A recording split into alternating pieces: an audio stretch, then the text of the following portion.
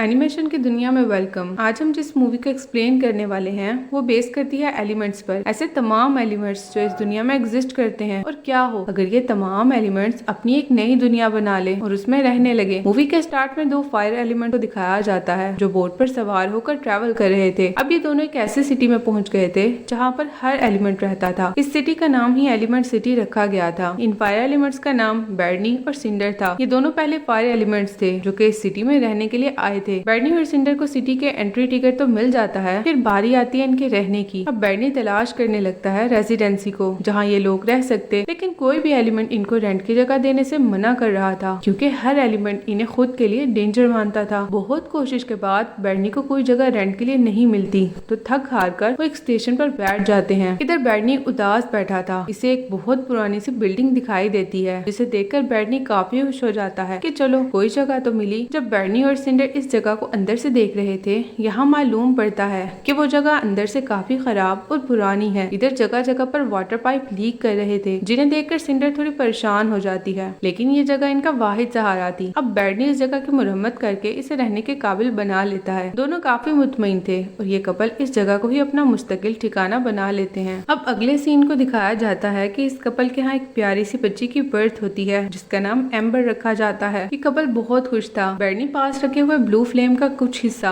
Amber पर डालता है। साथ ही वो अपनी बेटी को बताता है कि हमारा मकसद यानी जिंदगी का एम ही इस ब्लू फ्लेम की हिफाजत करना है और इसे हर हाल में जलते रखना है। वक्त गुजरते हुए बैर्नी ने अपनी इस बिल्डिंग को काफी बेहतर बना लिया था। अब इस जगह बैर्नी ने एक जनरल स्टोर बना लिया था। यहाँ पर फायर एलिमेंट्स के लिए हर किस्म का फूड और स्नैक्स सेल किए जाने लगे। इस जगह मजीद कई फायर एलिमेंट्स भी आकर बसने लगे। यहाँ अब एम्बर भी काफी बड़ी हो गई थी और इस स्टोर को चलाने में वो अपने फादर की हेल्प किया करती थी। एम्बर अब कस्टमर को डील करती, साथ ही साथ वो डिफरेंट स्नैक्स भी बनाया करती थी। बैर्नी अब बूढ़ा होता जा रहा था और वो चाहता था कि स्टोर को पूरी तरह से एम्बर संभालने लग जाए जिससे बैर्नी रिटायरमेंट ले सके और आराम करे। लेकिन यहाँ पर एक मसला था कि एम्बर जो कि काफी जिम्मेदार थी और कम वक्त में डिलीवरीज भी कर लेती थी, लेकिन कस्टमर से डील करते वक्त वो बहुत हाइपर हो जाया करती जिससे उसका खुद पर कंट्रोल न रह पाता और वो ब्लास्ट कर जाती। यही वजह थी कि बैर्नी काफी बूढ़ा हो जाने के बावजूद स्टोर में खुद भी काम किया करता था और साथ ही साथ एम्बर को कस्टमर से डील करना भी सिखाता था। इसी तरह एक दिन एम्बर अपने फादर से कहती है कि आज उसे काउंटर पर कस्टमर्स और शॉप को संभालने दे। बैर्नी मान जाता है, लेकिन कुछ कस्टमर जब एम्बर के पास आते हैं तो एम्बर को इन्हें संभालना मुश्किल हो जाता है। वो खुद पर कंट्रोल नहीं कर पाती और ब्लास्ट हो जाती है। इधर बैर्नी आकर सिचुएशन को कंट्रोल करता है, फिर एम्बर को संभालने लगता है कि बाज़-औक़ात कुछ कस्टमर बहुत अजीब होते हैं तो तुम्हें एक लंबी सांस लेकर खुद को पुरसकून करना होगा और फिर तुम अच्छे से सब कुछ कर लोगी। अब नेक्स्ट डे एम्बर खुद को नए सिरे से तैयार करती है और एक हैप्पी मूड के साथ कस्टमर से बात करना स्टार्ट करती है, लेकिन देखते ही देखते लोगों का रश बढ़ने लगता है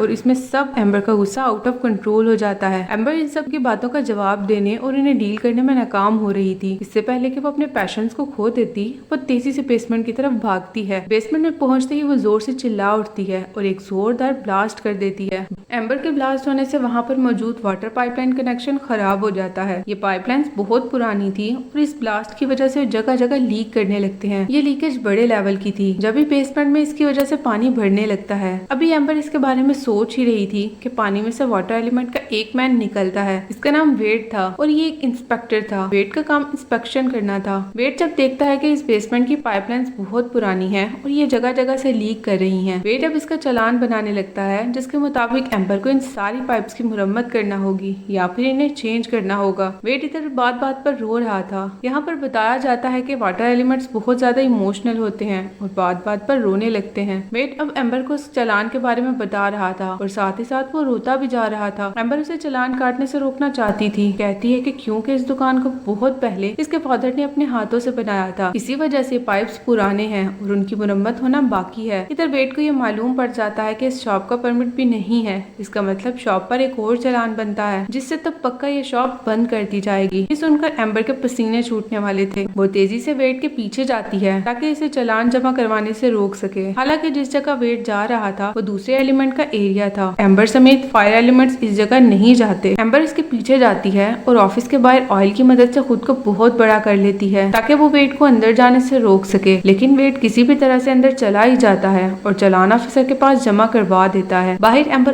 उदास बैठी रोने लगती है। वेड के पूछने पर वो बताती है कि शॉप उसके फादर ने बहुत मेहनत से बनाई और अब वो इस गड़बड़ के बारे में सुनेंगे तो कभी इस पर ट्रस्ट नहीं करेंगे क्योंकि इसने सब कुछ बिगाड़ दिया। वेड ये सुनकर एम्बर से कहता है कि तुम्हें सब कुछ पहले बताना चाहिए था। चलो क्या पता हम इस ऑफिसर को चालान आगे भेजने से रोक सके। वेड और एम्बर इस मेन ऑफिस में आ जाते हैं जिस जगह से चालान आगे भेजे जाने थे। वेड यहाँ उस ऑफिसर को एक्सप्लेन करने लगती है कि हम वो पाइपलाइन ठीक कर लेंगे। एम्बर जब वेड का एक्सप्लेन करने का तरीका देखती है तो इसकी बातें सुनकर एम्बर को बहुत गुस्सा आता है। वो खुद पर कंट्रोल नहीं रख पाती और खुद को ब्लास्ट कर लेती है। अब ये देखकर वो ऑफिसर, जो पहले तो शायद वो चालान आगे ना भेजता, लेकिन उस ब्लास्ट करने के बाद फौरन चालान आगे भेज देता है। अब कुछ नहीं हो सकता था, मतलब अब एम्बर की शॉप बंद कर दी जानी थी। एम्बर उदास सी वापस आ जाती है तो शॉप बंद थी। वो बेसमेंट में आती है जहाँ पर पाइप्स में से लीकेज हो रही थी। बर्नी और सिंडर इन पाइप्स को रिपेयर करने में लगे हुए थे। एम्बर के फादर इसके बारे में पूछते हैं लेकिन वो कुछ नहीं बताती। एम्बर भी इनके साथ मिलकर वो पाइप को ठीक करने लग जाती है। सिंडर अब परेशान थी कि सब ठीक नहीं हो रहा और दोबारा से ये सब नहीं होना चाहिए। एम्बर चौंक जाती है और पूछती है कि इन सब बातों का क्या मतलब है। इधर एम्बर के पेरेंट्स उसको बताते हैं कि हम हमेशा से इस जगह से बिलोंग नहीं करते, हम फायरलैंड से आए हैं। जब हम फायरलैंड थे तो एक रोज भयानक तूफान आया जिससे काफी तादाद में शॉप्स और घरों को नुकसान पहुंचा। फिर हमने डिसाइड किया कि अब हम इस फायरलैंड से किसी दूसरे सिटी में मूव कर जाएंगे और इस वक्त हम एलिमेंट सिटी में आए। बहुत मेहनत और स्ट्रगल की जिससे हम आज इस जगह पर मौजूद हैं। अब अगर दोबारा से हमारे साथ ऐसा होता है तो हम जिंदा नहीं बचेंगे। इस जगह के अलावा हमारा कोई ठिकाना नहीं। एम्बर को एक नोटिस मिला था चालान ऑफिसर की जानिब से, जिसे लेकर नेक्स्ट डे वो वापस से वेड के पास आ जाती है। वो वेड से रिक्वेस्ट करती है कि क्या तुम मेरी बात ऑफिसर से करवा सकते हो, क्या पता उनको इस बात पर एग्री कर लूं और मुझे पाइप ठीक कराने और लीकेज की असल वजह ढूंढने का टाइम भी मिल जाएगा। वेड इसकी हेल्प करने पर राजी हो जाता है। वेड उसको बताता है कि सीनियर ऑफिसर आज मैच देखने स्टेडियम गई हैं, तो हम इन्हें वहाँ बात करवा सकते हैं। वेड और एम्बर अब स्टेडियम आ गए थे। इधर बहुत ज्यादा रश था, सभी एलिमेंट्स बहुत ज्यादा एक्साइटेड थे। क्लाउड प्लेयर्स के दरमियान ये मैच खेला जा रहा था। सीनियर ऑफिसर भी इनमें से नेक्स्ट सीट पर बैठी हुई थी। एम्बर जब उनसे बात करने की कोशिश कर रही थी तो उसकी कोई बात नहीं सुनती। सीनियर ऑफिसर गुस्से से एम्बर को वापस से उसकी जगह पर बिठा देती हैं। दूसरी तरफ मैच के एक प्लेयर के साथ कोई मसला चल रहा था। अब वेड उसको चीयर अप करने लगता है।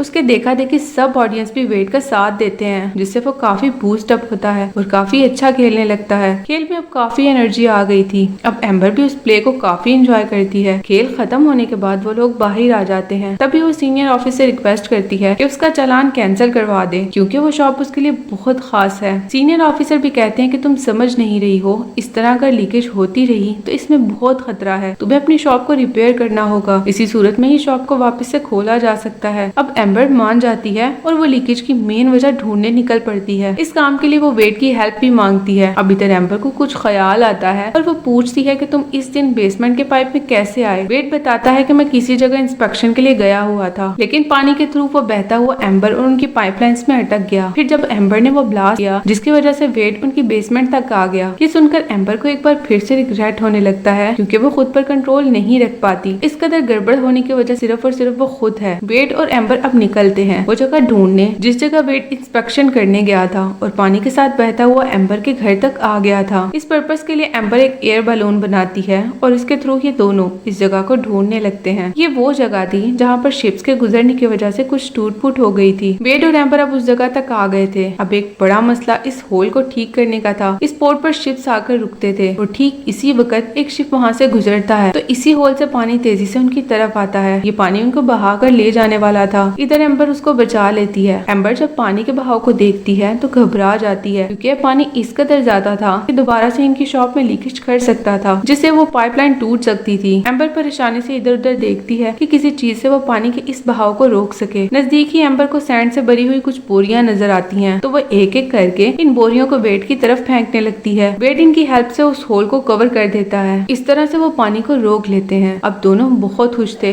कि वक्ती तौर पर ही सही लेकिन वो इस होल को बंद करने में कामयाब हो गए। वेड और एम्बर एक दूसरे के नजदीक आने लगते हैं और काफी वक्त एक साथ गुजारते हैं। घूमना फिरना, पार्टी करना, फोटोज क्लिक करवाना, ये सब उनका मामूल बन रहा था। और अब तो एम्बर भी काफी हद तक खुद को बदल चुकी थी और बहुत ज्यादा हाइपर नहीं होती थी। एम्बर इधर वेड की कंपनी एंजॉय कर रही थी। अब एक बीच पर वेड इसको अपनी रेनबो क्रिप्ट करने वाली पावर्स दिखा रहा था। साथ ही वो ये देखता है कि एम्बर जिस भी क्रिस्टल के ऊपर जाती है वैसा ही कलर वो रिफ्लेक्ट करने लगती है। इसे देखकर वेड काफी इम्प्रेस हो जाता है। अब ऐसे ही दिन गुजर रहे थे कि जैसे ही होल से पानी बहने लगता है एम्बर उसको ठीक कर देती है। अचानक से वेड एक दिन एम्बर के घर आ जाता है जिसकी जिसको देखकर एम्बर घबरा जाती है। वो जल्दी से उसे लेकर बेसमेंट में आ जाती है और वेड से पूछती है कि तुम यहाँ क्या कर रहे हो। वेड उसको बताता है कि जो होल तुमने ठीक किया था इससे दोबारा पानी लीक कर रहा है और वहाँ मौजूद वर्कर्स कंप्लेन कर रहे हैं कि उनकी सैंड हमने खराब कर दी है, तो वो इस खराब सैंड को इस्तेमाल कैसे करें। इसी वजह से इसने अपना काम रोक दिया। इनकी बातों के दौरान ही बैडनी आ जाता है और वेड को यहाँ पर देख लेता है। बैडनी पूछता है कि यहाँ क्या कर रहे हो। एम्बर इन्हें नहीं बताना चाहती थी कि वो एक इंस्पेक्टर है, लेकिन फिर भी बैडनी को मालूम पड़ ही जाता है। अब वेड बात को संभालते हुए कहता है कि वो एक फूड इंस्पेक्टर है, जिससे वेड मजीद फंस जाता है क्योंकि अब बैडनी उसको फूड इंस्पेक्शन के लिए लेकर आता है और वेड को उबलते हुए फायर बॉल्स खाने के लिए देता है। बैडनी काफी हद तक वेड को परेशान कर देता है। वो उसका यहाँ दोबारा आने पर बैन लगा देते हैं। एम्बर अब वेड के पीछे आती है और उसको बैडनी के एटीट्यूड के लिए सॉरी करती है। वेड और एम्बर एक बीच पर आ जाते हैं। एम्बर अब भी परेशान थी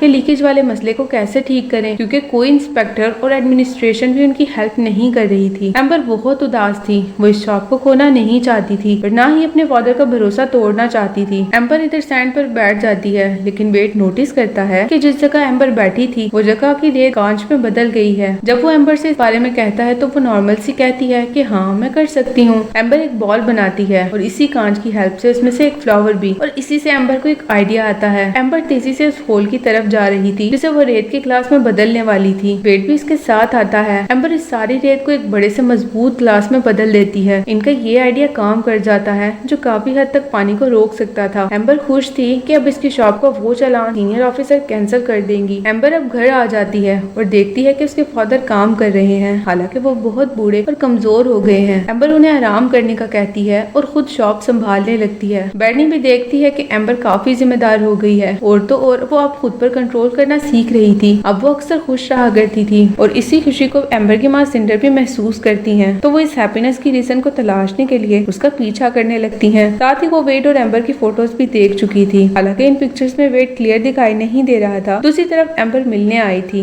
वेड से। वो पूछती है कि ऑफिसर की जानिब से क्या जवाब आया है। वेड के पास आंसर तो नहीं था, लेकिन वो एम्बर को अपनी फैमिली से मिलवाने के लिए ले जाता है। ये चूंकि वाटर प्लेस थी और सिंडर भी एम्बर का पीछा कर रही थी। सिंडर उसके पीछे उसके घर के अंदर जाना चाहती थी, लेकिन सिक्योरिटी उसको अंदर जाने से रोक देती है। दूसरी तरफ वेड की फैमिली जब एम्बर से मिलती है तो उसे वार्मली वेलकम करते हैं। एम्बर देखती है कि वेड की सारी फैमिली उसकी तरह बहुत इमोशनल है और बात बात पर रोने लगते हैं। इधर मेज पर खाने के दौरान जब कांच का जग वेड के अंकल से टूट जाता है, लेकिन एम्बर जल्दी से वो जग बेहतर अंदाज में बना देती है, जिसे देखकर वेड की मदर बहुत इम्प्रेस होती हैं। वो एम्बर से कहती हैं कि क्या तुम जानती हो ये पूरा सिटी ग्लास से बना है, तुम में एक टैलेंट है और इसे तुम एक बेहतर अंदाज में यूज कर सकती हो। एम्बर उनकी बातें सुनकर सोच में पड़ जाती है और तेजी से उस जगह से बाहर निकल आती है। वेड उसके पीछे आता है और पूछता है कि क्या इसे कोई बात बुरी लगी है। इधर एम्बर की माँ सिंडर और उन दोनों के साथ देख लेती है। वो एम्बर के पास आ जाती है और उसको पानी से दूर रहने का कहती है। वो बता रही थी कि हम लोगों के लिए खतरा है, लेकिन एम्बर उनकी बातों को सीरियस नहीं लेती। अब सिंडर उनको अपने रूम में ले जाती है और कहती है कि मैं प्रूव कर दूंगा ये पानी और आग दोस्त नहीं हो सकते, और इन दोनों पर कुछ पड़ा हुआ पानी फेंकती है और 2 लकड़ियां उनके सामने लगाती हैं कि बारी बारी इन पर आग लगाओ। एम्बर तो आसानी से ये कर लेती है, लेकिन वेड में अपना दिमाग लगाता है और खुद को रिफ्लेक्टिव स्किल की हेल्प से एम्बर के थ्रू उस लकड़ी को सुलगा लेता है, जिससे एम्बर की मदर काफी इम्प्रेस हो जाती है। अब इसी दौरान एम्बर के फादर उसको आवाज देते हैं। सिंडर और एम्बर मुश्किल से किसी तरह वेड को छुपाते हुए वहाँ से निकाल लेते हैं। बैडनी इधर एम्बर को बताने आया था कि अब रिटायरमेंट लेने के लिए वो जा रहा है और इसी शॉप को बकायदा एम्बर को देने वाले हैं। एम्बर ये सुनकर बहुत खुश होने के बजाय थोड़ी अफसुर्दा सी हो जाती है, क्योंकि असल में वो ये काम नहीं करना चाहती थी। नेक्स्ट डे जब वो वेड से मिलती है तो वो एम्बर को उसके ड्रीम पैलेस में लेकर आता है, जो कि अंडर वाटर बनी थी। एम्बर का बचपन से ख्वाब था इस जगह को देखने का, लेकिन एक बार जब बैडनी को इसको यहाँ लेकर आया तो उन्हें इस जगह से निकाल दिया गया, जिससे उनका दिल बुरी तरह से टूट गया। अब वेड उसका वो ड्रीम पूरा करने के लिए उसको साथ लाया था।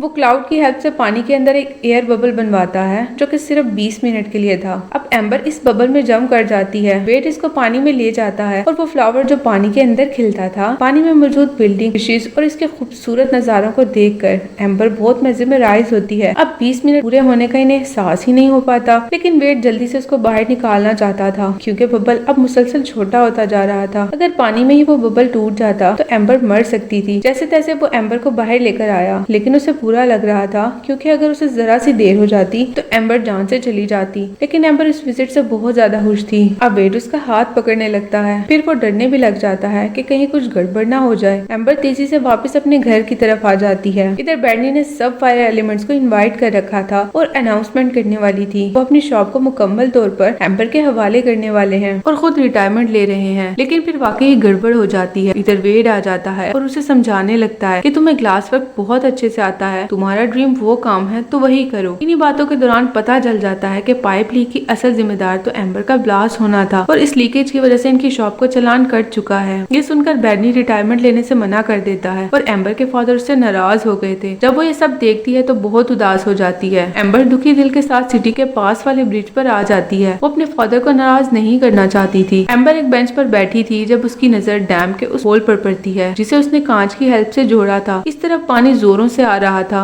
और उसके देखते ही देखते वो कांच टूट जाता है। पानी तेजी से उन इलाकों की तरफ बहने लगा था। जैसे ही एम्बर ये सब देखती है वो तेजी से फायर एलिमेंट को वार्न करने के लिए भागती है, जिसे सब फायर एलिमेंट्स अपनी जान बचा लेते हैं। लेकिन अब एम्बर को घर में मौजूद ब्लू फ्लेम का ख्याल आ जाता है तो वो तेजी से भागती घर की तरफ जाती है और शॉप का दरवाजा बंद करके पानी को अंदर आने से रोकती है। वेड को भी जब इस बारे में पता चल जाता है तो वो तेजी से एम्बर की हेल्प के लिए आता है। इधर पानी की सतह मुसलसल ऊपर हो रही थी। वेड को देखकर एम्बर बहुत खुश हो गई थी। वो वेड से कहती है कि दरवाजे से अंदर आने वाले पानी को रोके और खुद वो एक ग्लास बनाने लगती है ताकि ब्लू फ्लेम को इस ग्लास में सेफ रख सके। इसी दौरान दरवाजा टूट जाता है और पानी तेजी से शॉप में आ जाता है। वेड और एम्बर तेजी से एक रूम में आ जाते हैं, लेकिन यहाँ भी वो फंस चुके थे। वेड चिमनी के जरिए ऊपर चढ़ने की कोशिश करता है लेकिन वो रास्ता भी बंद हो जाता है। दूसरी तरफ कमरे के सामने गिरे हुए स्टोन से पानी बहता हुआ अंदर दाखिल हो जाता है। एम्बर इन होल्स को पिघलाकर बंद करने लगती है। इसी वजह से कमरे का टेम्परेचर बढ़ जाता है और वेड अब एवेपोरेट होने लगता है। एम्बर ये देखकर काफी घबरा जाती है और बहुत कोशिश करती है कि किसी तरह वेड को वहाँ से निकाल दे, लेकिन उसका कोई हल नहीं निकलता। वेड इस जगह पर खत्म हो जाता है। अब पानी खत्म होने के बाद जब एम्बर के पेरेंट्स उसको ढूंढते हुए वहाँ पर आ जाते हैं तो मालूम पड़ता है कि एम्बर ने ब्लू फ्लेम तो बचा लिया लेकिन वेड इसमें मारा गया। एम्बर ये अपने फादर को बताती है और साथ ही रोने लगती है। एम्बर ये भी कहती है कि वो कभी शॉप नहीं चलाना चाहती, बस आपका ड्रीम पूरा करने के लिए सब कर रही थी।